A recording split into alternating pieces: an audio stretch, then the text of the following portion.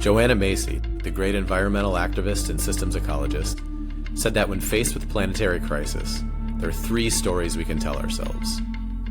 Business as usual, in which we tell ourselves that some degree of damage is necessary for human progress. The great unraveling, in which we tell ourselves that mass ecosystem destruction is inevitable.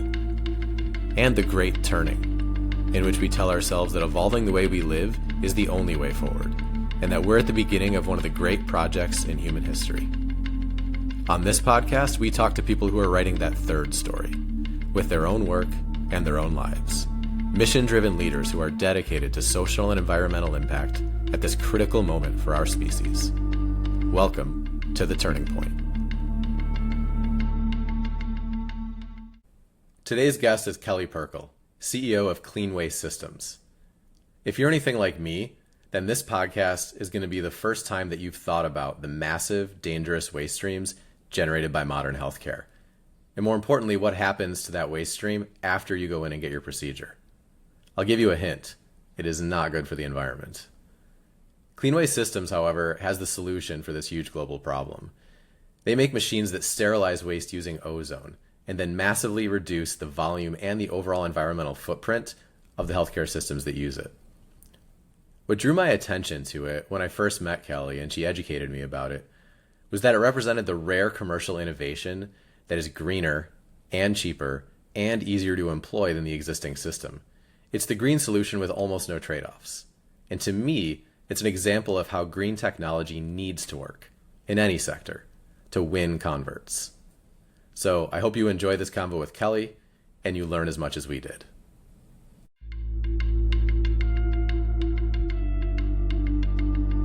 Kelly Prchal, welcome to The Turning Point. Thanks so much for having me. Yeah, really glad to have you here. So, before I met you, I had never thought about medical waste. And the first conversation we had really turned around my understanding of that whole universe. So, maybe you can help do that for our listeners. First of all, what exactly does medical waste consist of, and why is it a problem? Yeah, absolutely. You're not alone. I've been in healthcare for over 20 years, and I really hadn't spent much time thinking about it either. So medical waste, there are a number of different waste streams. The ones that we're focused on are regulated medical waste. So anything that goes into a red bag that would have had significant contact with bodily fluids, the gross stuff, the gauze and things from surgeries or open wounds or other things that probably have pathogens in them and need to be processed or decontaminated before just going into a landfill. So in the hospital or clinic, anything that goes into a red bag, pathological waste, those sharps, the boxes on the wall, needles, etc., all of that is medical waste, lab waste. There are some waste streams within medical waste that we can't process in our machine. Things like hazardous waste, batteries, oils, and anything that would be considered to be extremely hazardous. But for the most part, when we're talking about regulated medical waste, we're talking about the things that have touched bodily fluids that go into the red bags and needles and sharps. Okay, so that all sounds gross, but I guess the more relevant question in my mind is, how is that an environmental issue? Yes, so you can't just put bloody rags from surgery into a landfill. There's, hepatitis and other pathogens that we're concerned about. And so it's a regulated industry, and that waste has to be properly decontaminated and processed. And there are a number of different ways that the waste can be processed. The vast majority of medical waste in the United States and really around the world is either incinerated or it's put through something called an autoclave, a giant pressure steam cooker that gets to high enough heat that it kills the pathogens. You might have heard of an autoclave for sterilizing surgical instruments. Same technology, different end of the process. So high heat has been the way that most medical waste has been processed to sterilize it, decontaminate it, kill those pathogens. And we know that high heat is not great for the planet. It uses a lot of energy and water There are other risks. The EPA continues to warn against heavy metals in the emissions from these incinerators. They continue to decommission a number of incinerators. We'll never get rid of them completely, but there are other, better, more planet-friendly ways to process medical waste. And because they use a lot less energy and water, they're also more economical. So it's kind of a win-win. And that's where Clean Waste Systems comes in. We use something called ozone to decontaminate medical waste instead of high heat. Okay, so just to make sure I'm tracking here. So when you're using the heat to incinerate the waste, you're number one using a lot of energy, right? Correct. Okay, you're using a lot of water. Correct. And the emissions from the burning process itself are bad for the atmosphere, is that right? Yes, and they try to use filters and, waste to energy. There's these other options where they try to make it sound like it's, okay. But net, you're burning garbage. And it really does not take an expert in medical waste or waste processing or sustainability to realize that burning garbage is not great for the planet. Right, and anytime you're burning anything, that's carbon emissions, right? Correct. And just to get the incinerators up to the point where they can kill pathogens, it requires an extraordinary amount of fuel and energy. And then typically the incinerators are, shut down periodically, whether it's once a week or whatever the practice is, and they're washed out. So then you're using, thousands of gallons of water. With the autoclaves, so the autoclaves are steaming, they're not burning, but they still are using an extraordinary amount of electricity and water in order to create that steam. Whereas our ozone process requires no heat. It's all done at ambient temperatures. Okay, so the normal issues with burning trash would apply, except that because it's medical waste and its sterilization is such an important thing, the amount of intensity of the heat and the resources being used to accomplish that are at an even higher scale. Yeah, and just needing to get to those high temperatures costs a lot of electricity and water use to maintain these processes. So not only energy inefficient, but I would imagine also costing the hospitals that are doing this a lot of money. Correct. And most hospitals today are using a third party to process all of their medical waste. So on top of the emissions created by the processing of the waste, you've got the waste being picked up and trucked, in some cases hundreds of miles away, to where it can be processed. Oh my gosh. So I want to get to the ozone, but is there any way you could quantify the scale of this problem? I mean, I know healthcare is a big sector, but is there any way to kind of quantify for listeners just how big this problem is? Globally, hospitals and healthcare produce $6 billion worth of waste. Okay, so we're talking a pretty tremendous scale in terms of the volume that is being treated this way. It's a massive market, and every single hospital has to deal with their medical waste. This is not a problem that will ever go away.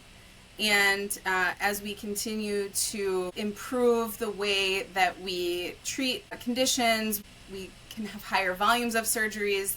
This is not a problem that's going away. We're living longer. It's just simply pervasive. Okay. All right. Now let's get into the ozone treatment that Clean Waste Systems does. So if you can explain to people who are, completely ignorant of what ozone is and how it works, can you give us a little primer? Absolutely. So we're going to go back to high school chemistry. Yeah, take us there. I failed high school chemistry, so please You've already teach me lost now. me. Yeah. I know, it's really exciting, but it's actually really cool because ozone occurs naturally in nature. So I'll start there. So when there's a thunderstorm with lightning, and that lightning has gone through the air and that electricity has, gone through the air, and you go outside after a lightning and thunderstorm and you smell that fresh smell in the air, that's ozone that you're smelling. It's nature's sterilant.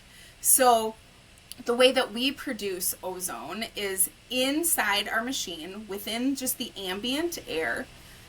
We run an electrical current through the air, and it actually breaks apart the oxygen molecule, which is O2.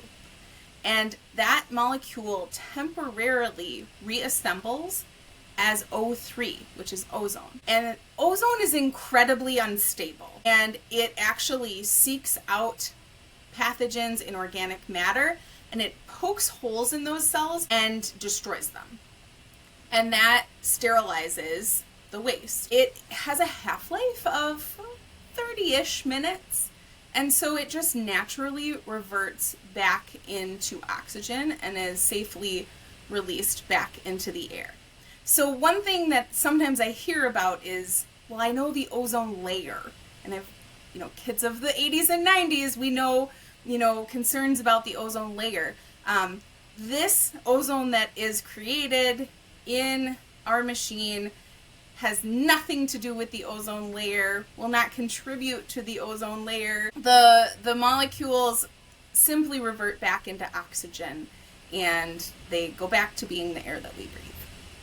Okay, and so then the waste, after it goes through your system, is totally sterilized. It doesn't have to be treated with extreme heat, and it can go safely to a landfill. Is that right? Correct. That's correct. So we shred the waste, and then it is moves up through an auger, and it is tossed with humidified ozone. We have several patents, and that humidity component makes the ozone incredibly effective at penetrating the waste. We have sensors inside the machine to measure the parts per million and make sure that we're above the parts per million required to treat the waste. And after the required amount of time that the waste has been exposed to the ozone at the required parts per million, the waste is then rendered totally inert, and it comes out looking like confetti. Yeah, I've seen the photos you showed me. It actually looks kind of pretty. Yeah, we had one transporter in Colorado who brings waste from a processor site to the landfill. He said, I've never seen anything like this. I feel like I could do snow angels.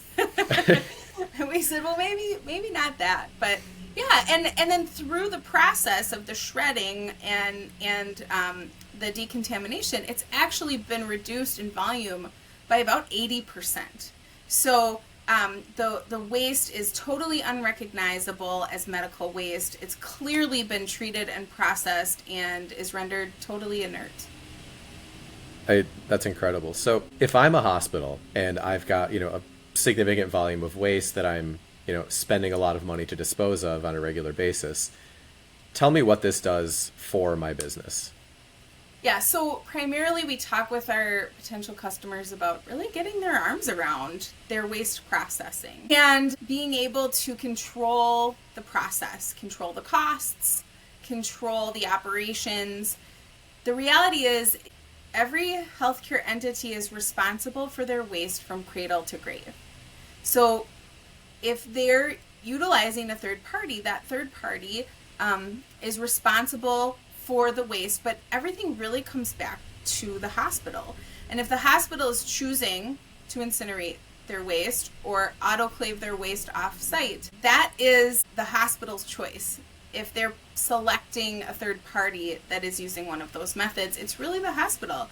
And if something happens in that transportation process, moving large quantities of untreated medical waste pre-treatment, there's waste leaking out of the back of a truck or a truck turns over, it is the hospital's name that ends up on the front page of the paper. And we've seen that. We have stacks of those articles, what that looks like. And it's really challenging for the hospital to overcome some of those PR issues and really just allowing the hospitals to take control of their process, both from a cost standpoint and a sustainability standpoint. There are some hospitals that choose to put an autoclave on site and process using an autoclave, but again, that autoclave is using high amounts of heat, electricity, water. It's not nice to work around. It stinks horrifically bad. Like, I don't know if you have do you have an Instant Pot at home? I do have an Instapot, yes. And you know that when you use this steam cooker, that your whole house smells like your dinner, and that's lovely when you're making pot roast. But when you're cooking medical waste, it's really pretty terrible. In fact, I even went to one hospital that had their air intake just around the corner outside of the dock where their autoclave was, and their entire hospital smelled bad because of it. Oh, no. So and it's really hard to keep staff around when you are using a process that is nasty to work around and there's residue caked on the walls, and it's concerning when you're using things that are, very high heat and you have to take a lot of precautions. And our machine is just incredibly simple to use. It uses a very small amount of electricity and water. It processes the waste continuous feed. You can keep tipping another load in every 7 or 8 minutes, and it processes each load in about an hour, and then it's done and you don't have to worry about it anymore. And you mentioned cost savings and environmental impact too. Could you talk a little more about the ways that it would save my hospital money and help with sustainability goals? Yeah, so a part of our process is to do a complete return on investment analysis for each of our potential customers. And so we go through and we look at, okay, how much waste are you processing through a third party? What are your current costs? And then we take into account the upfront capital purchase of our machine, all of the required maintenance and potential service, all of the utility requirements. We kind of build everything in, and then we're typically able to show you, okay, this is about when the machine should pay for itself. Typically 3 to 4 years, really depending on each circumstance, but that's what we see a lot, 3 to 4 years. And then the millions of dollars of savings that it can offer over the course of a decade. And it's really fun to be able to talk about and show that story to hospitals. Like, not only can you take control of this process, and understand what's happening, you don't have to worry about the risks long term of shipping waste off site, untreated, etc. But you're saving money, and it's real dollars. So it's pretty fun. My favorite part, absolutely favorite part though, is bringing a prospective customer on site to one of our locations where they can see a machine running. And we have had folks drive hours and hours, like 6+ hours, to come and see a machine. And they watch it run for about 20 minutes. And it works so simply. And they ask all the questions they can to the operator. We, no holds barred, ask anything you want, because we're so confident our customers love our machines. And so and they stand there and they go, it really does what you say it will do. It really doesn't stink. It really is, works that easily. So that's probably my favorite part about this role, and being able to provide a solution that can impact both the bottom line and the sustainability efforts that many hospitals have now. So I'm curious to jump in here, but Kelly, I'm curious if you could talk a bit about like the barriers to adoption, right? So we've talked about the ROI being relatively short, and then, it's all in the black from there. You've talked about the technology and how it's better for the environment. Certainly there's a lot of entrenched, this is just the way we do things in the industry, right? We autoclave or we incinerate. What are some of the other barriers to adoption that you see as you're out, exploring the market? Yes. So I would say the two big barriers that we come across, well, there's really three big barriers that we come across. Number one is capital availability. I can't spend money. I don't have capital. Even if it'll save me money, if it's not earning me money, I won't be able to get access to that capital.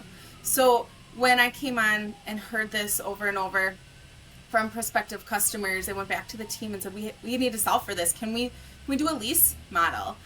So we have a new model available, Clean Waste Systems as a Service, where we own the machine, we maintain it, and we essentially rent or lease you the option of using it on your site. And my favorite part about those particular analyses when we're putting those together is that barrier number 2 comes in, which is I don't really want to take on the operations, right?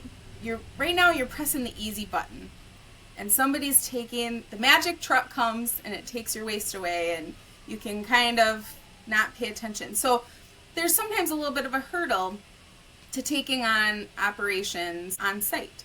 So when I'm putting together these clean waste systems as a service models, and what does the lease look like? I have 2 real levers. I have the length of the lease and the monthly rate. And I do my best to show hospitals savings for their monthly operational expenses by moving over to on-site processing. So there's some impetus there. So we are constantly working through some of those barriers to entry, but we've got some really great solutions for those. The third question we get a lot is, where am I going to put this? I don't think I have space for it. And the reality is, when a third party is coming to pick up your waste, it's being staged for pickup somewhere, and typically that's in the dock. And the waste is typically touched 4, 5, sometimes even 6 times before it's picked up. So from an operational cost and process, there's a lot happening before that magic truck comes. That's kind of unnecessary if you can just wheel your waste down and put it onto a lift mechanism and hit go on a machine. So typically, we go on site and we help our prospective customers look at where they could put our machine. And very often, there's a nice spot in the dock where they've got rows of boxes stacked high, waiting for pickup from the magic truck. So typically, the machine can go there. It does need to be climate controlled to some extent. It can't freeze because we're using that humidity, and so it needs to stay above 40 or 50 degrees. We have some hospitals that have, a big wide parking lot and they throw a pole barn up. It's not very expensive, and then they can move waste out there. There's a number of different solutions. Typically, if a hospital is interested in using our technology, we can help find a location where it will work well. I also should mention we have 4 different size machines.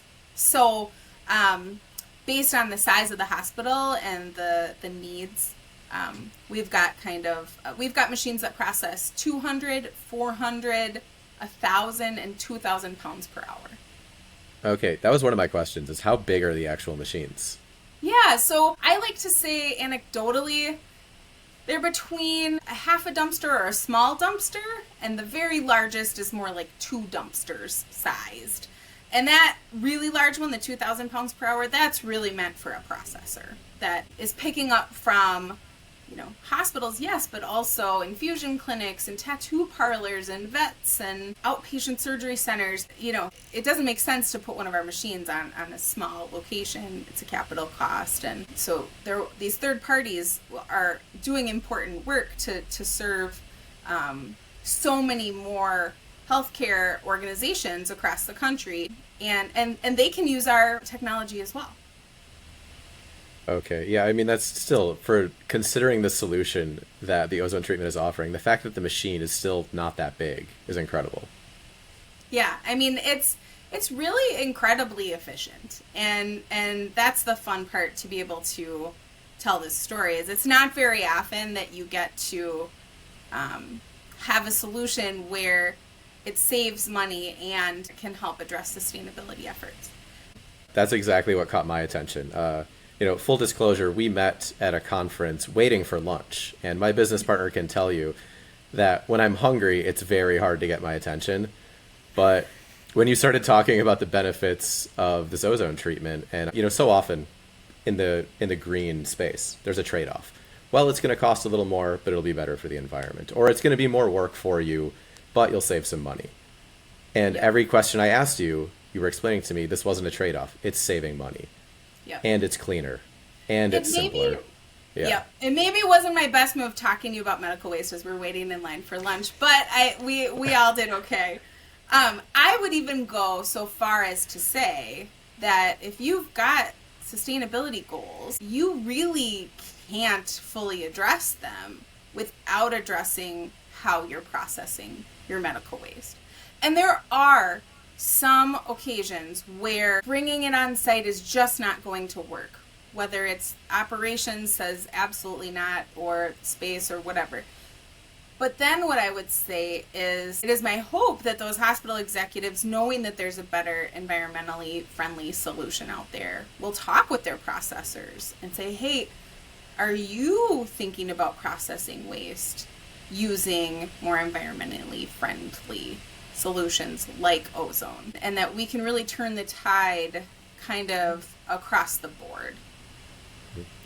Well, I think it outlines an interesting truth which underpins this conversation around sustainability, which is ultimately at the end of the day it's about taking responsibility, and your product provides an opportunity to get really hands-on and tactical with a hospital or medical facilities like scope 1, scope 2 emissions, and to be in a position where you can actually have a thumb on that and you know what's happening and you can see it cradle to grave like you mentioned earlier.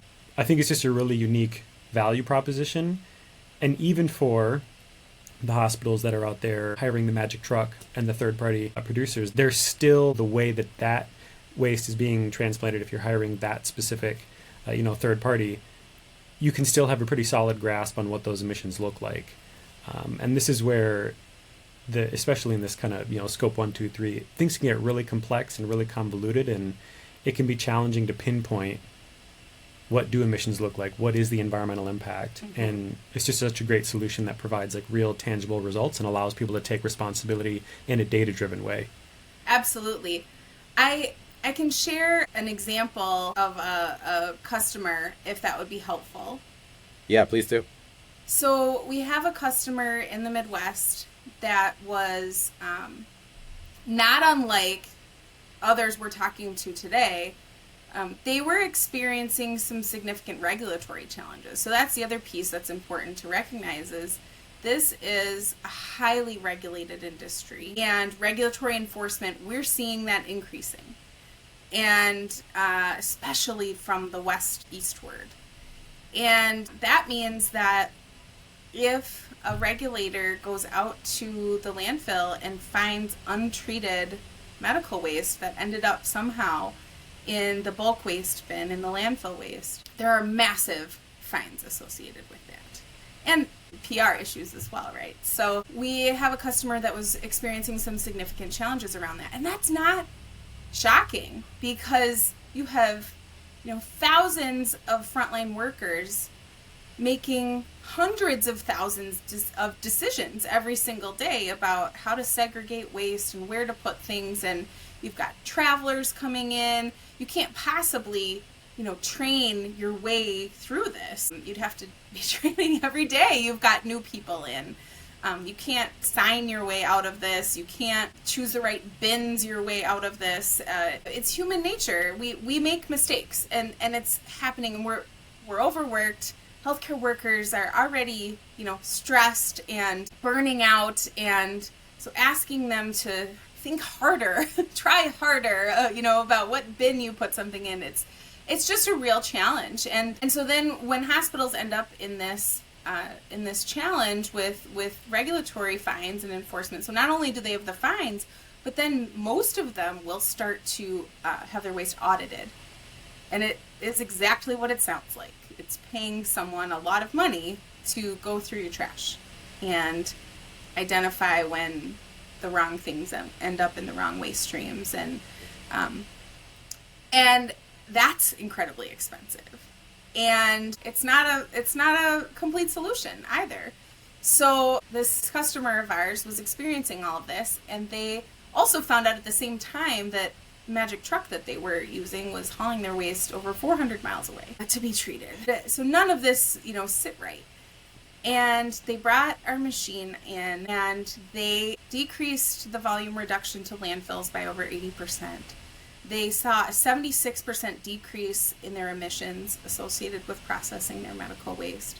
And we just did a video interview with the key executive, the champion of the project, and I I was blown away by this. He said two things that really stuck for me. He said, I think we've reduced our operational expenses in handling our waste probably by 50%. Again, wow. You're wheeling the truck down, goes straight onto the lift mechanism and process. You're not touching it again. So that was a huge hit point for me when he said that. And then he also said, which as a former healthcare executive, this one hit home as well. He said, I sleep better at night with this machine. And what they're doing is they decided to buy a machine that was one size larger than they needed for just their medical waste.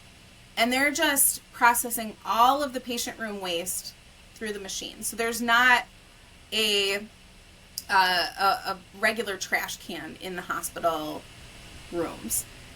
Anything that needs to be thrown away in a hospital room or a place where patient care activities are occurring goes into a red bag, and it gets processed through our machine, and those risks are mitigated.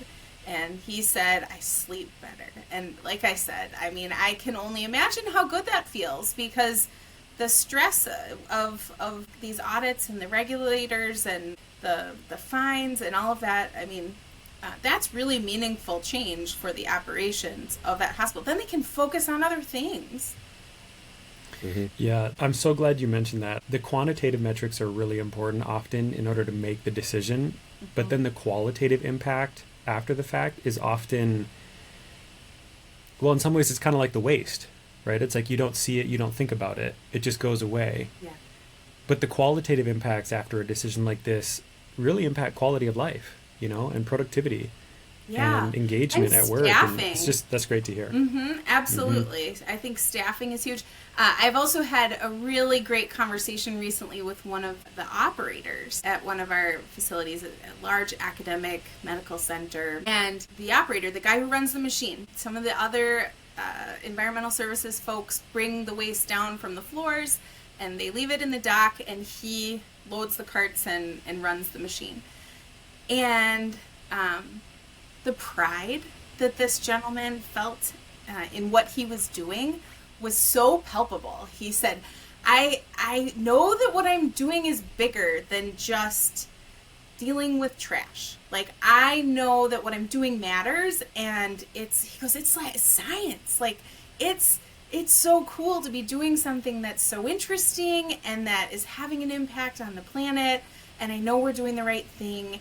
And just his ability to like feel that. And I would imagine, I mean, I don't know what the stats are, but I don't think that environmental services employees are that easy to keep for long periods of time. You know, you worry about turnover, and turnover is expensive.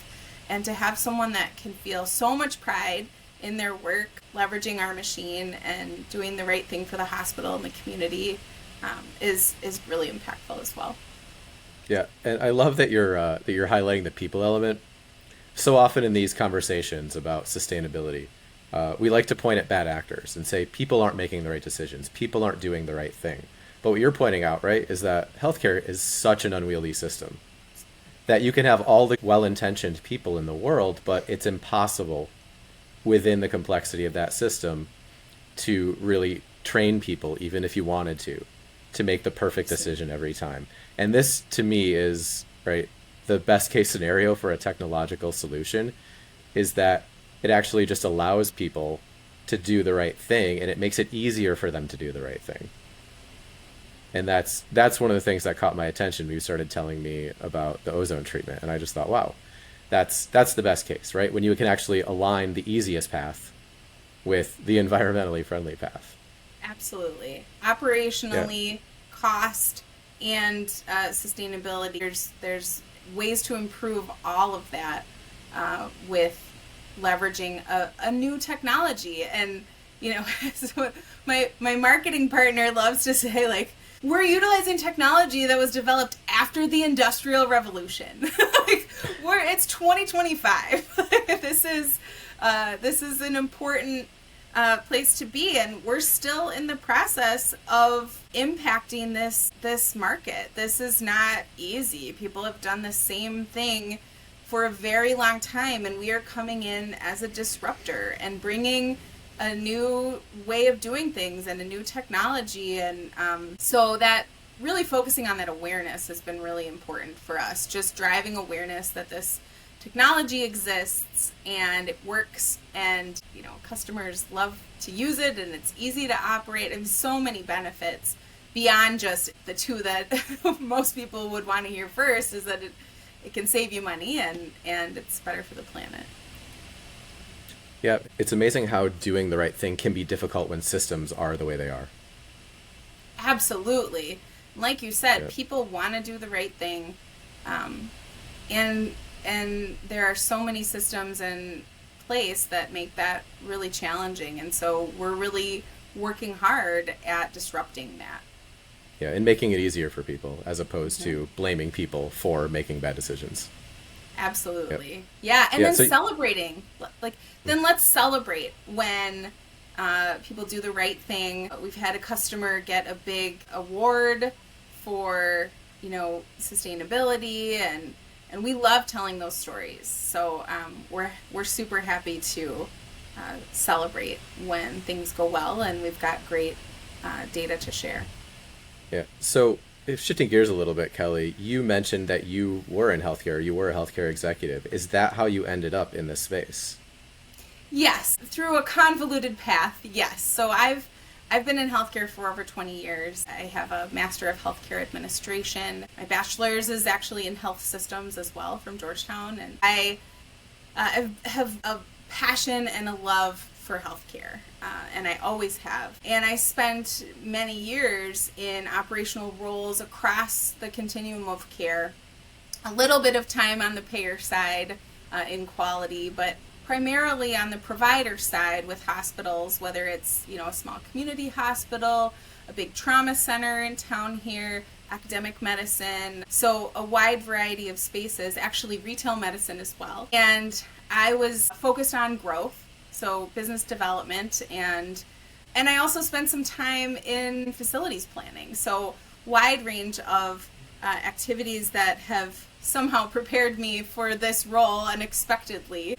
I was doing some consulting work and was helping Clean Waste Systems with some sales strategies as they're breaking into this challenging industry to disrupt, and was very, very excited to be asked to come in and help lead the team. And now we've got the right people in the right seats, and we're really starting to see a huge impact, which is really fun to see that progress happening. And we look forward to continuing to see the adoption. We're getting more questions, we're getting more inquiries, and sales are coming through. We've sold systems as far away as Malaysia, as well as to small community hospitals in the rural Midwest, so far and near. Yeah. So, is being at the helm of a disruptor, a small business that is having this kind of impact and having to change the way things are done, how is that for you, being a different role compared to some of what being sounds like more on the institutional health side? It's so fun to get to try to solve problems in a really different and new way and lead a team that's really passionate about making an impact. I think having the healthcare background is really helpful because I kind of can see through the lens of many of our customers. But I also, having that passion for healthcare, and it really comes from an altruistic place. I want to do good things in the world. So being able to then add to that the sustainability piece and know that we're doing things that are better for the planet, and working with a team that is committed to that, it's just really fun. If I can double click on that, Kelly, we had talked a little bit about the barriers to adoption on the customer side of things. And then you had mentioned, right, you're kind of in this disruptive space. We're trying to change the industry in a disruptive way. Could you share a little bit from your perspective as a leader around like what challenges you face from like business development or organizational development, and how that's impacted the way the organization is evolving and maturing? Yeah, I mean, we're a very small team. I want to be clear about that. So, but we're small and we're growing, and we've got, W-2 employees, we've got 1099 employees, we've got contractors and sales reps worldwide. And so really finding the right model for this particular business, and we're still tweaking. We're still, working through some of those challenges, and then we know we've got a great story to tell. And ultimately, I think as the tide turns around awareness and willingness to consider alternative solutions, that is where I'm seeing the hockey stick curve impacting our sales. Is just, I just got back from a conference last week focused on sustainability, and so many people said to us, I've heard about this ozone for years now. It's like they didn't take it seriously. It's like marketing 101, you haven't said something until you've said it 5 times. Like, it just takes some time for that awareness to really become front of mind. I'm curious if being on the forefront of the sustainability movement in the healthcare sector, has that changed you personally? Have you become more aware and more of an advocate for sustainable practices? Well, I've got one really great example. I am embarrassed to admit that in my 20 years in healthcare, prior to this role, I really hadn't considered the fact that the sharps containers that are on the wall in most restrooms you go into, clinic exam rooms, hospital rooms, etc., that the vast majority of those out there in the marketplace are single-use plastic. They are one-time use. When that gets pulled off the wall, most of the time it's a sweep. They are all collected. It's not like, oh, this one's getting full, let's change it out, right? They're all pulled off the wall, and then they're all incinerated or autoclaved. That thick wall plastic, the entire thing is just incinerated or autoclaved. It goes in the landfill or up in smoke. And I had not considered that. And the reason that I became acutely aware of that is we have some accessory equipment that allows for reusable sharps containers, and then the contents can be passed through our machine, and we have a wash station to wash the containers so they can be put back up on the wall. But this absolutely has opened my eyes to just how pervasive and what a challenge handling medical waste is, and how much medical waste is really produced in the healthcare sector. Yeah. And so since you've gone through that awakening process, I'm guessing that gives you a lot of empathy for the people that you're also trying to help understand the problem and the solution.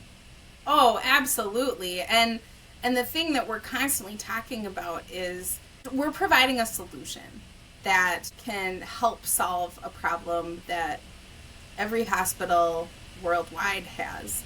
And we understand that the solutions to date have worked well enough and that used technology that was available. But when newer technology becomes available, I think we all have a responsibility to at least understand it and evaluate it to see if it's a fit. And maybe it's not today, but that I think is really important, that we're always looking at what is out there. And I'm a lifelong learner. I love to learn new things. And I think many people in healthcare do. It's part of the reason that folks get into healthcare, is because they're constantly wanting to do the new and best thing. And I'm really excited that Clean Waste Systems is that for medical waste processing. Yeah, and even people who aren't in healthcare like me just got excited learning about it. Yes. And I will now never get the image of Instapotting my medical waste. That'll never leave my brain. So thank you for that. Yeah, sorry about that. That one was not my original. That was my very smart marketing partner, Steph's. But it's so true. It's so real, and it makes it so easy to hear and understand and think about what the current solutions are and how vastly different our process is. And I would be remiss if I didn't mention my incredible team. I mean, Seth is my marketing director, marketing and sales director, and he just brings a vibrance to this process. And he has dug in to understand the market in ways that I wouldn't even think about. And so just bringing on more resources to our team that can help solve problems in different ways has been so fun.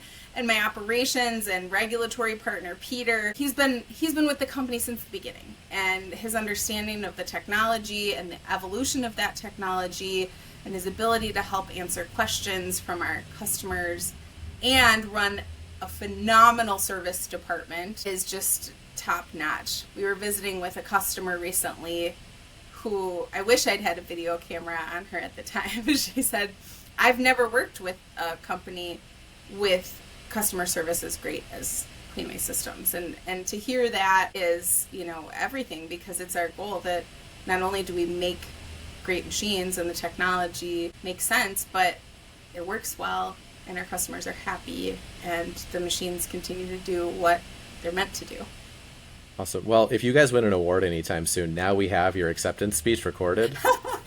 So you've thanked all of your team members and told your story. It's great. It's so important to have this core team together. Like, I'm here talking to you, but I am one leg of that very important three-legged stool, plus all the others on the team that make such a difference in being able to deliver this technology, on time and with care to our customers. Yeah. Yeah. And we invited you on because we like your story and we want other people to hear it. So we do a thing to close our interviews where we actually invite you to speak directly to the audience. And we have a couple questions for that. So the first is, what is one resource or form of support that would help move the Cleanway Systems mission forward? Thank you for that opportunity. I think it's just, if you have people that work in healthcare in your life, ask questions about if they know what happens to their medical waste and have they heard about ozone. Because it all starts with someone getting interested in our technology and allowing us to have a conversation. Mm-hmm. And maybe this is redundant, but on an individual sort of mass level, what is one thing people out there could do, or one change they could make in their lives that would help address the medical waste issue broadly? I think it's important for consumers to make their voices known. Consumers have the power of the purse, right? You have the power of making choices for where they choose to spend their money, get care, and asking questions about your hospital's commitment to sustainability is one way that you can leverage that power. Most communities have multiple hospitals and health systems for us to choose from. And finding out which have a strong commitment to sustainability and doing what's right for the planet is one way that consumers can choose where they select to get their care based on a number of factors, one of which, in my opinion, really should be, is this organization committed to sustainability and keeping the planet beautiful for the many, many generations to come. All right. Kelly Prchal, thanks for being on The Turning Point. Thank you so much for having me. It was really fun to talk with you guys, as always. Thank you, Kelly. Big thanks to Kelly Prchal for being our guest today. Big thanks to you for listening. And a reminder that you can find us on all the major audio platforms and on YouTube. So we'll see you next time on The Turning Point.